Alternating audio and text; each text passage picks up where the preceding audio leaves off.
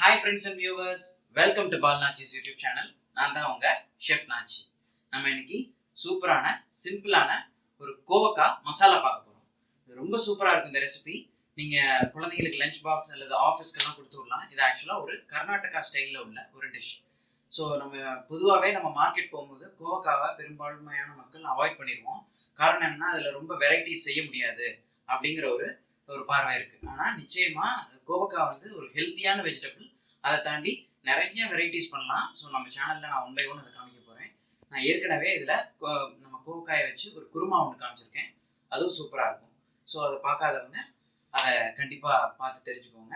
So இன்னைக்கு நம்ம பார்க்க போகிறது வந்து சூப்பரான மசாலா. இதை நம்ம புளியிலேயே குக் பண்ண போகிறோம். பொதுவாக கோவக்காயை வந்து நம்ம முதல்ல வறுத்துட்டு அப்புறம் மசாலா போடுற ஸ்டைல் தான் பெரும்பான்மையான மக்கள் செய்வோம். ஆனால் இன்னைக்கு அப்படி இல்லாமல் ஒரு வித்தியாசமான ரெசிபி. நம்ம ரெசிபிக்குள்ள போகிறதுக்கு முன்னாடி மறக்காம நம்ம சேனலுக்கு ஒரு தம்ஸ் அப் கொடுங்க. அப்பனா தான் இந்த யூஸ்ஃபுல்லான வீடியோ மற்றவங்களுக்கும் போய் சேரும். அப்புறம் ரொம்ப பேர் நம்ம சேனலை பார்த்துட்டு இருக்கீங்க, ஆனால் சப்ஸ்கிரைப் பண்ண மறந்துடுறீங்கன்னு நினைக்கிறேன். மறக்காம சப்ஸ்கிரைப் பண்ணுங்க. அப்புறம் அந்த பெல் பட்டனையும் அழுத்த மறந்துடாதீங்க. அப்படின்னா தான் எல்லா அப்டேட்ஸும் உங்களுக்கு உடனே வந்து சேரும். பார்க்கலாமா ரெசிபியா? இந்த கோவக்காய் மசாலாவுக்கு முதல்ல நம்ம ஒரு பவுடர், அதாவது ஒரு ஸ்பைசஸ் எல்லாம் நம்ம வறுத்து அரைச்சி பவுடரா எடுத்துக்க போறோம். ஸோ இந்த பவுடர் வந்து ஆக்சுவலாக நம்ம கர்நாடகா ஸ்டைல்னு ஏற்கனவே சொல்லியிருந்தேன் இல்லையா? இது லைக் மைசூர் பக்கம், பெங்களூர் பக்கம்னா இதை வந்து ரசத்துக்கு பயன்படுத்துவாங்க. இது உடுப்பி ரச பவுடர்னு கூட சொல்லலாம். ஸோ இதை வந்து நம்ம இந்த மாதிரி காய்கறிக்கும் பெரட்டி மசாலாவாக பண்ணும்போது ரொம்ப வாசமாக இருக்கும். ஸோ அந்த மசாலாவை எப்படி அரைக்கிறதுன்னு உங்களுக்கு சொல்ல போகிறேன். சின்ன சின்ன சேஞ்சஸ் என் ஸ்டைலுக்கு மாற்றிருக்கேன். ஆனால் ரெசிபி அதே தான். கொஞ்சம் அதாவது ஆக்சுவலாக இது தேங்காய் எண்ணெயில் நம்ம இந்த மசாலாவை வதக்கி அரைப்போம். அதுக்கு பதிலாக நான் இன்னைக்கு கிரவுண்ட் ஆயில் தான் யூஸ் பண்ண, அதாவது கடலெண்ணெய் தான் யூஸ் பண்ண போகிறேன். ஸோ வாங்க முதல்ல அது எப்படிங்கிறத காமிக்கிறேன். ஸோ முதல்ல இந்த பவுடர் அரைக்கிறதுக்கு வந்து இந்த மாதிரி ஒரு தாளிப்புக்குள்ள கரண்டியை யூஸ் பண்ணிக்கிங்க. இதை 1 by 1 நம்ம வறுத்து அரைக்கணும். ஸோ இதுக்கு வெறும் ஒரு 5 இன்க்ரீடியன்ட் தான். அதை நம்ம வறுத்து அரைச்சிக்க போகிறோம். அதுக்கு தேங்காய் எண்ணெய் இருந்தால் ரொம்ப பெட்டர் பயன்படுத்திக்கிறது. ஆனால் நான் இன்னைக்கு உங்களுக்கு கடலை எண்ணெய் தான் பயன்படுத்துகிறேன். ஸோ முதல்ல ஒரு 2 ஸ்பூன் ஆயில் விட்டாச்சு. டீஸ்பூன் ஆயில் விட்டால் போகிறோம். ஃபஸ்ட்டு சூடானதும் 2 டேபிள் ஸ்பூன் வர மல்லி அதை எடுத்திருக்கேன்.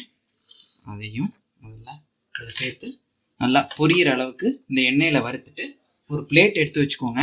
அதில் ஒரு டிஷ்யூ பேப்பர் விரிச்சுக்குங்க. ஸோ இதை நம்ம வறுத்துட்டு 1 by 1 இதில் கொட்ட போகிறோம். எல்லாத்தையும் ஒன்றா தான் அரைக்க போகிறோம். ஆனால் வறுக்கிறது ஒவ்வொரு பதத்தில் வறுபடுங்கிறதுக்காக நான் தனியாக வறுக்க சொல்கிறேன். வறுத்ததுலன்னா நம்ம எக்ஸ்ட்ரா இருக்க ஆயில் வந்து இந்த டிஷ்யூ பேப்பர் அப்சர்வ் பண்ணிடும். அப்புறம் இதை ட்ரையாக அரைச்சி கொஞ்சம் ரொம்ப ஃபைனாகவும் இல்லாமல் ரொம்ப கோர்ஸாகவும் இல்லாமல் பவுடராக எடுத்துக்க போகிறோம். நல்லா புரிஞ்சிருச்சு. கருக விட்டுறக்கூடாது. ஸோ அதை நம்ம அழகாக இந்த டிஷ்யூவில் எடுத்துடலாம். எக்ஸ்ட்ரா ஆயில் லேஸாக இருந்துச்சுன்னா அந்த கரண்டிலே வச்சுக்கோங்க. அடுத்த பொருள் நம்ம வறுக்கும்போது அதை அப்படியே யூஸ் பண்ணிடலாம். ஸோ இப்போ அடுத்ததாக நான் சீரகம் போடுறேன். ஸோ 2 டேபிள் ஸ்பூன் மல்லி சேர்த்துருந்தோம். அதுக்கு 1/2 டேபிள் ஸ்பூன் சீரகம் ஃபஸ்ட்டு வறுத்துட்டு அதையும் எடுத்துடலாம். அடுத்ததாக ஒரு 1/2 டீஸ்பூன் ஆயில் இருக்குது. அதுலேயே நம்ம என்ன 1/2 டீஸ்பூன் வெந்தயம் சேர்த்துக்க போகிறோம். வெந்தயமும் உடனே டக்குன்னு கருகிரும். ஏன்னா நம்ம இந்த தாளிக்கிற கரண்டி ஹீட்டாக இருக்கனால உடனே வெந்துடும், இல்லைனா கசந்துரும். ஸோ அதனால் இதையும் அப்படியே. அடுத்ததாக இதோட 6 வரமிளகா. ஆக்சுவலாக மைசூர் பக்கம் இந்த குண்டு மிளகா வைப்பாங்க. நான் இன்னைக்கு வரமிளகா வச்சுருக்கிறேன். 6லேருந்து 7 நீல மிளகா. லேசாக இதில் இருக்க ஆயில் போதும். பெருங்காயத்தை வறுத்தரலாம். அதோட 2 ஸ்ப்ரிக் கருவேப்பிலை போட்டுருங்க. ஜஸ்ட் ஒரு வறுத்துட்டு இதையும் அதோட சேர்த்துறோம். இதையும் வறுத்தாச்சு. ஸோ மல்லி, சீரகம், வரமிளகா, கருவேப்பிலை, பெருங்காயம் எல்லாத்தையும் அழகாக கோல்டன் ப்ரௌனில் வறுத்தாச்சு எண்ணெயில். இது கொஞ்சம் அந்த எண்ணெய் அப்சர்வ் ஆனதும் இதை நம்ம ஆறுனதுக்கப்புறம் அரைச்சி கொஞ்சம் கோர்ஸாக பவுடராக எடுத்துக்க போகிறோம். நம்ம வறுத்த மசாலா ஒரு பக்கம் ஆறுது. அதுக்குள்ளே நம்ம ஒரு பக்கம் அந்த கோவக்காய்க்கு தாளிப்பை போட்டுடலாம். ஸோ அதுக்கு ஒரு 2லேருந்து 3 டேபிள் ஸ்பூன் எண்ணெய் விட்டுருங்க. ஆயில் ஹீட் ஆயிடுச்சு. இதுக்கு தாளிப்புக்கு கடுகு 1 டீஸ்பூன், சீரகம் 1/2 டீஸ்பூன், 2 காஞ்ச மிளகா கிள்ளி போட்டுக்குங்க, கருவேப்பிலை 1 ஸ்ப்ரிக் போட்டு நிலக்கடலை.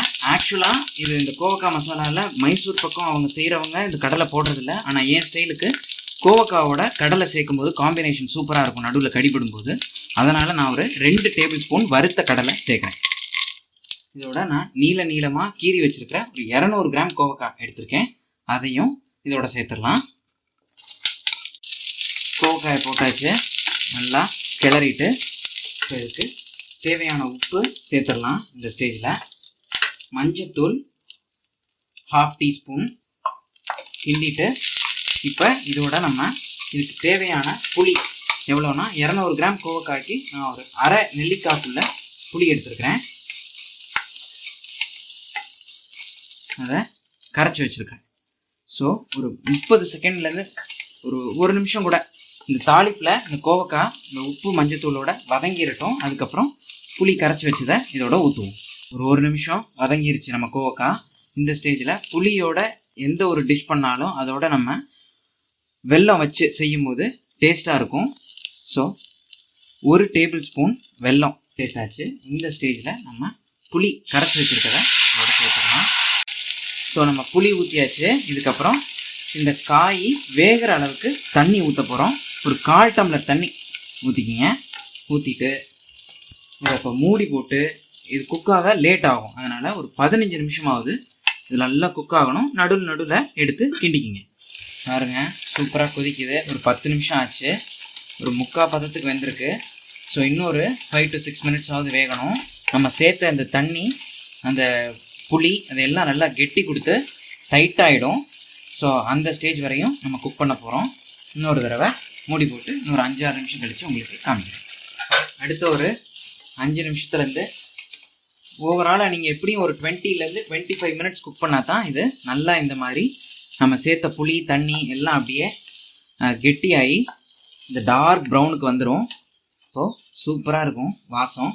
இப்போ இந்த ஸ்டேஜில் நம்ம வறுத்து அரைச்சி வச்சுருக்கோம் பார்த்தீங்களா, ரொம்ப ஃபைனாகவும் இல்லாமல் ரொம்ப கோர்ஸாகவும் இல்லாமல் அரைச்சி வச்சுருக்கேன். செம வாசமாக இருக்குது. இப்போ இதை 2.5 டேபிள் ஸ்பூன் சேர்த்துக்கலாம். சூப்பராக இதுக்கு ஒரு அருமையான கலர் வந்துடும், ஃப்ளேவர் வந்துடும். இன்னொன்று, ஆல்ரெடி நம்ம வறுத்துட்டோங்கிறதுனால இது ரொம்ப நேரம் குக் பண்ணணுங்கிறது இல்லை இந்த மசாலாவை போட்டதுக்கப்புறம். ஸோ இந்த ஸ்டேஜில் நம்ம 20-லேருந்து 25 கிராம் தேங்காய் துருவினது ஃப்ரெஷ்ஷான தேங்காய் அதையும் இதோட சேர்த்தலாம். ஸோ நல்லா இதை சுருளை கிண்டி ஒரு 5 நிமிஷம் குக் பண்ணிவிட்டு எடுத்துடலாம். சர்வ் பண்ணுறதுக்கு ரெடி ஆயிடுச்சு. இது பேலன்ஸ் இருக்கிற இந்த மசாலா தூளை நம்ம ஒரு ஏர்டைட் கண்டெய்னரில் எடுத்து வச்சுட்டோம் அப்படின்னா அடுத்த தடவை நீங்கள் ரசம் வைக்கும் போது இதை பயன்படுத்திக்கலாம். அப்படி இல்லாட்டி கத்திரிக்காய் பாவக்காய் நான் சொன்ன இதே ஸ்டைலில் நீங்கள் இந்த மசாலாவை போட்டு கத்திரிக்காயும் பாவக்காயும் கூட சூப்பராக செய்யலாம். ஸோ இதை இப்போ சர்விங் எப்படிங்கிறத பார்த்துடலாம். சூப்பரான கோவக்காய் மசாலா நம்ம கர்நாடகா ஸ்டைலில் பார்த்தாச்சு. செம வாசமாக இருக்கும். இந்த டிஷ்ஷை நீங்கள் செஞ்சீங்க அப்படின்னா எல்லா வெரைட்டி ரோசையோடையும் அற்புதமாக இருக்கும். நீங்கள் டொமேட்டோ ரைஸ் அல்லது லெமன் சாதம் அல்லது தயிர் சாதம் ஈவன் சுடு சாதம் போட்டு லேசாக நல்லெண்ணெய் ஊற்றி இதை போட்டு பிசைஞ்சு நம்ம பெரட்டி கூட சாப்பிட்லாம். அவ்வளோ அட்டகாசமாக இருக்கும். இதில் காரம் இருக்கும், புளிப்பு இருக்கும், வெந்தயமும் மல்லியும் சேர்த்துருக்கனால அதனுடைய வாசம் ரொம்ப நமக்கு பிடிக்கும். ஸோ நான் லேசாக சாப்பிட்டு பார்க்க போகிறேன். அதோட நான் என்னோட ஸ்டைலில் நிலக்கடலை இதில் சேர்த்துருக்கேன். ஸோ பொதுவாக இந்த கோவக்காவோட நிலக்கடலை காம்பினேஷன் செம்மையாக இருக்கும் நடுவில் கடி போடும்போது.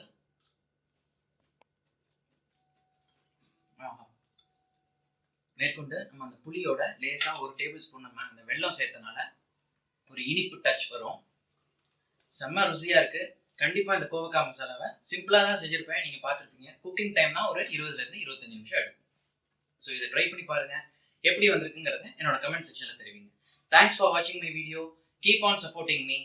Star cooking is always possible at home. அதுக்கு நீங்கள் செய்ய வேண்டியதெல்லாம் ஒன்று தான், அது உங்களுக்கே தெரியும். Just follow the ball Nachi. Thank you.